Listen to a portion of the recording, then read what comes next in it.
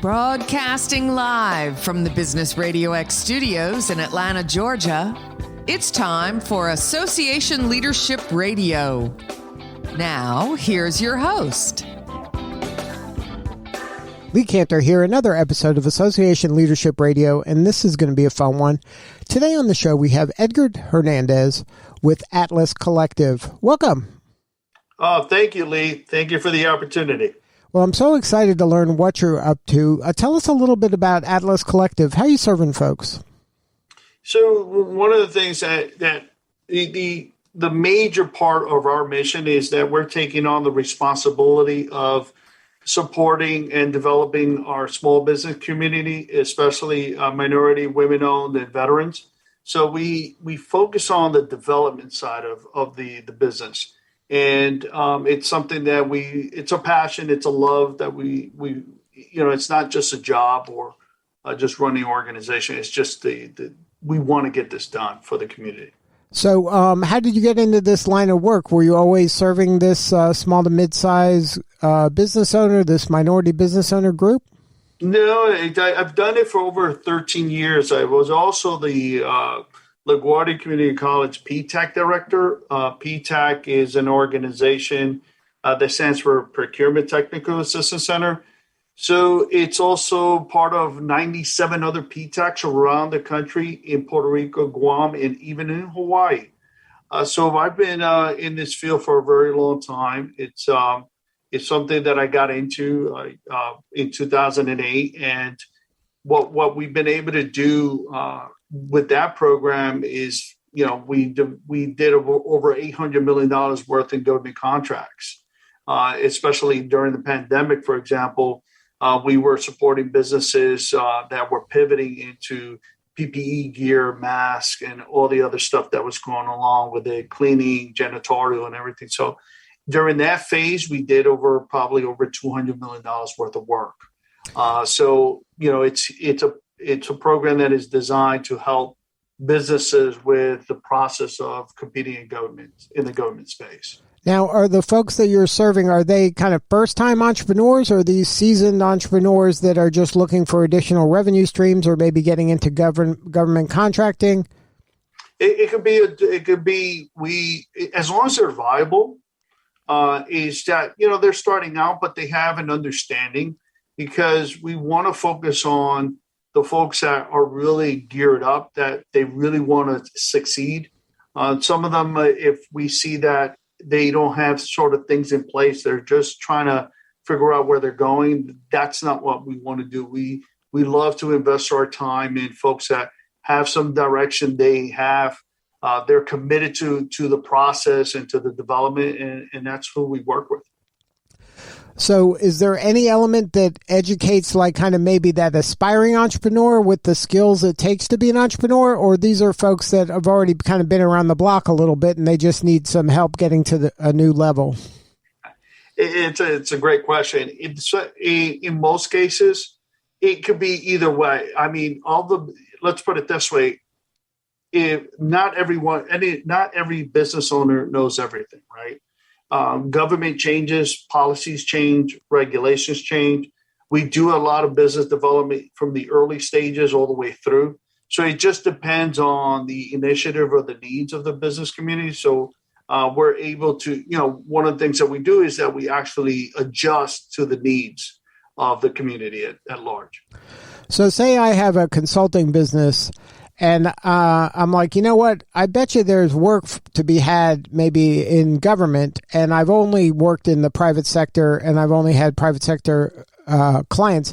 Is it possible for you to help educate me on the process to maybe tap into some of these government opportunities that maybe I don't have the skill to navigate that world? Because that's you do one thing wrong there, you could be months behind. Like it takes some help kind of navigating those waters for most business owners. That is correct. So in this case, let's say, how do we take your business experience and apply it to the government?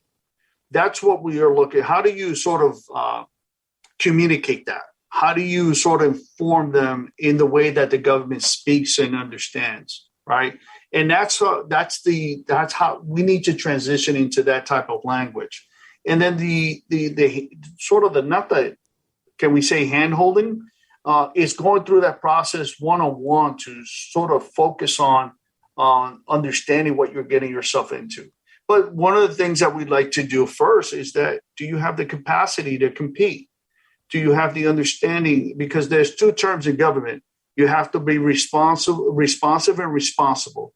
Do you meet those two criteria? If you do, then we can move forward. If not, we can say, let's just do more development early on before you get into this. Why? Because time is money. We don't want you to spend time on trying to go into government work, spending all these hours, and then money goes along with it, right? So we like to avoid that and focus on what you're good at. So can we play out a scenario, like an example? Like, okay, so my business is Business RadioX. We do this show called Association Leadership Radio. Right. One of our superpowers is we're able to do kind of podcasting at scale. So like we can go into your association and interview all your members, produce good content that is going to be distributed in all the podcast directories. So that's a business line of ours. How would I frame that for a government opportunity? Is that something that you would say, okay, I understand, or I kind of understand what you do. Let's see where there's opportunities there. Let me kind of go into a database and put podcasts. I don't even know how you would begin something like that. One thing to point out is that the government they are responsible for spending the tax dollars wisely, right? They just don't throw it out. There's always government spend that you could sort of is questionable, but they are responsible for our dollars.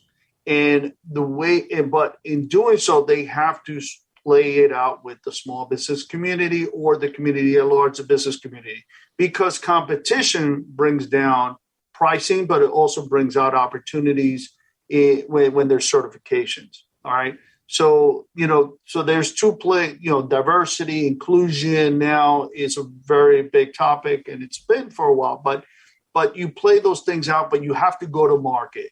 That's what the government is required to do. So there are websites, the federal website, SAM, for New York State, there's the Contract Reporter. For the city of New York, there is the City Record. For any county that you live in Georgia alone, in Atlanta, there's a lot of work coming out of there, right? There's also, for example, they're building a new, the airport, am I correct? The airport is getting redone after so many years. But also there's messaging for your services, there's messaging, right? How do we get the public to know about, let's say, about the new airport modifications? How do we communicate that to the public? Do you have a viable community? And you can actually pitch that to the government. You can say, I have a following of X, I have 10,000 listeners, right? That would play out and say, oh, wow, we can actually contract out Lee and his team to do that kind of work for us because we want to make sure that we reach as many people as possible. Now, is it something that you're just saying, hey, Lee, here, go look in these 4 places, or is it something that I can go, hey, I want to partner with Atlas Collective. Are you going to go in there and do this for me? Like, is it a do it yourself? Is it a do it for me? Is it do it with me? Like, how do you interact with your participants? We are doing it with you. We're going step by step. We're reviewing the RFP. We are answering all your questions. We're confirming if you have everything in place to be responsible and responsive, right? Do you have the right accounting system to keep track of your transactions with the government? Do you have the right insurance? So we're sort of doing all this pre-check before you get in. So because we don't want you to waste your time. But once we check off on the major requirements, we can say we need to move forward. And that's when you can initiate and go with the opportunity. Now, do you help businesses get government grants or government loans?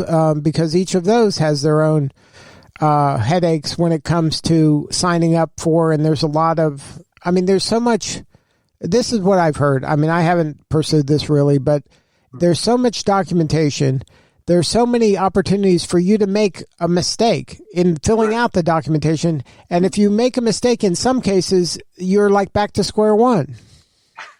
Yeah, you're so right. And that's why, for example, we Atlas are funded to support businesses with the New York State Recovery, Small Business Recovery Grant, right? And we help with the entire process. The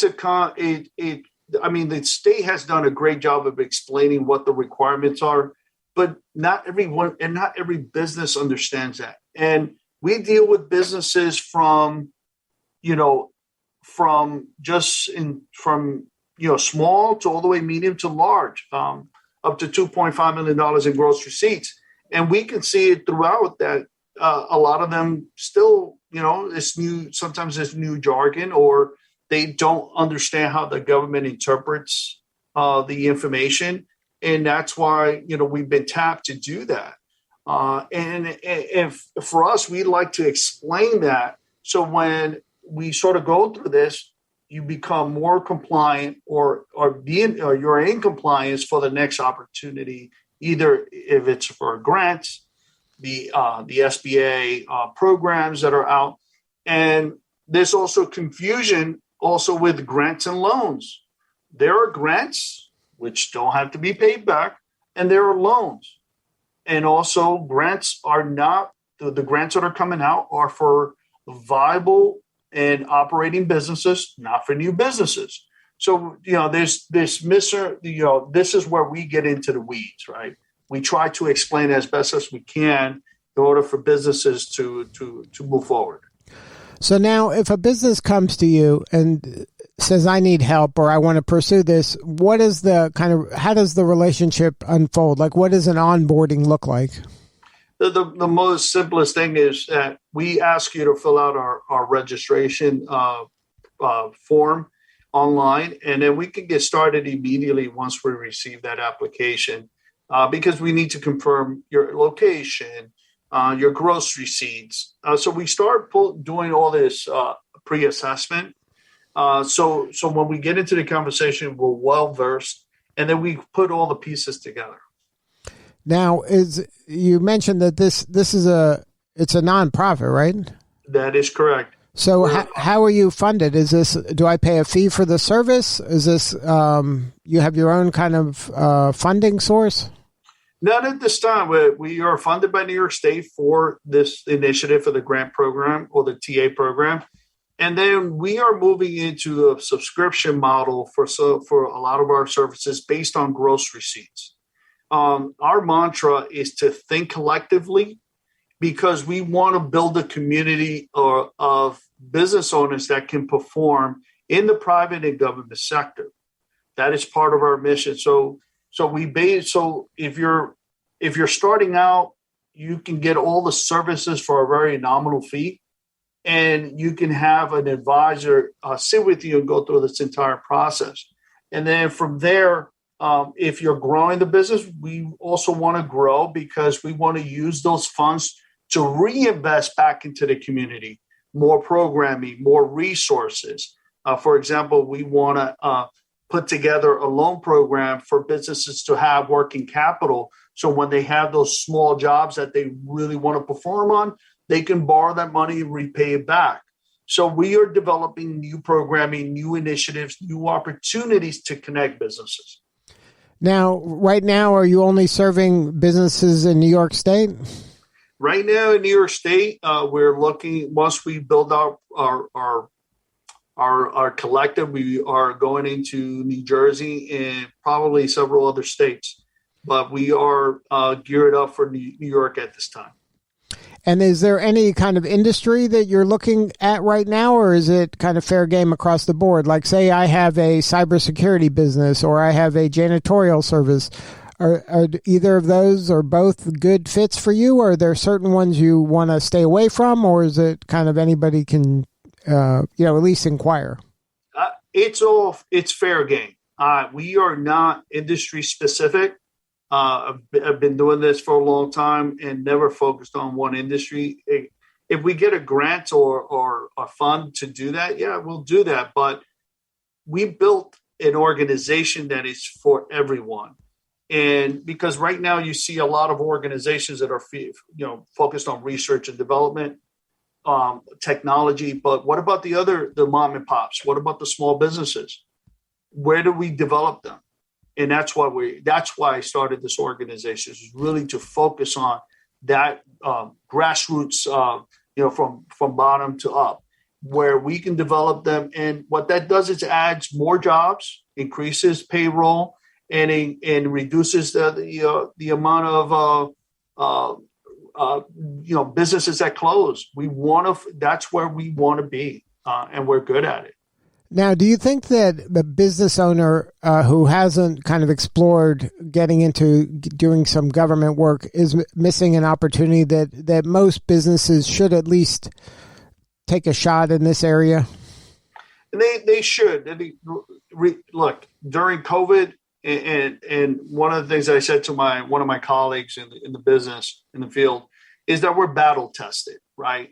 What does that mean? Is that when we came on board in 2008, this is when I got started in the field, we were dealing with the financial crisis. Then after that, Hurricane Sandy, but remember, and now we're dealing with COVID, but the government hasn't stopped, right? The government hasn't stopped buying because they need to spend in order to keep us secure and to make sure that we have the viable services no matter what is going on. So the government is recession proof. They should give it a shot, but it's all about timing. Are you ready for it? Because I've had businesses that want to go into this field and they're going too fast. And then I pump the brakes and I'm like, you're not ready for this. And they're surprised that I'm telling them that. And I'm like, if you go into this now, you would fail, and then you are out of money that you might not be able to recoup. And that's the honesty that we bring to the table. So just to make sure is that this is where we do all the pre-checks before you go in. So what is your kind of maybe the story, the most rewarding success story you have of helping somebody maybe get into this and then it takes their business to a new level? Sometimes I don't focus on the dollars. I focus on the effort, right? Did the person do the things that we talked about and they were able to succeed? But just to touch on one, we were able to take a business that wanted it, that during the pandemic didn't really know how to deal with government and was just really struggling to understand how that process worked with the federal government. And what we did is that we actually sat there and went through the entire process with them and also protected them from making mistakes early on. And their business, they generated over $100 and something million. And now they have expanded, even at this time, have expanded to a huge facility in the Brooklyn Navy Yard. And now they are actually doing all the gowns for the city of New York.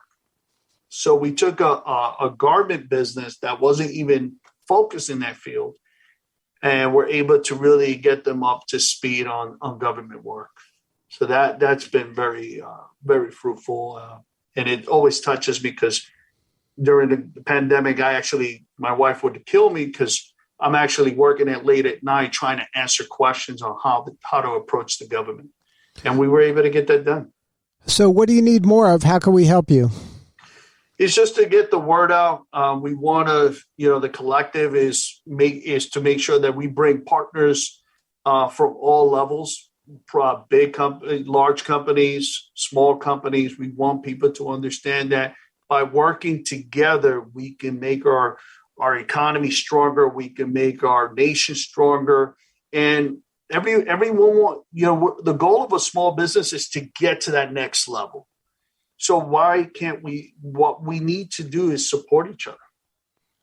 Amen to that. So if somebody wants to learn more, what is the website? www.atlascollective.org.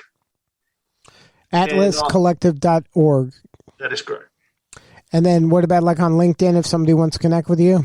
LinkedIn is, my name, Edgard Hernandez. It takes you a straight shot. On Instagram, it's our mantra, at Think Collectively. And if we need to get a phone call, it's 516-636-1090. Well, thank you so much for sharing your story today. You're doing important work, and we appreciate you. Thank you very much, Lee. Keep up the great work. All right. Look forward to hearing from you. All right. This is Lee Cantor. We will see you all next time on Association Leadership Radio.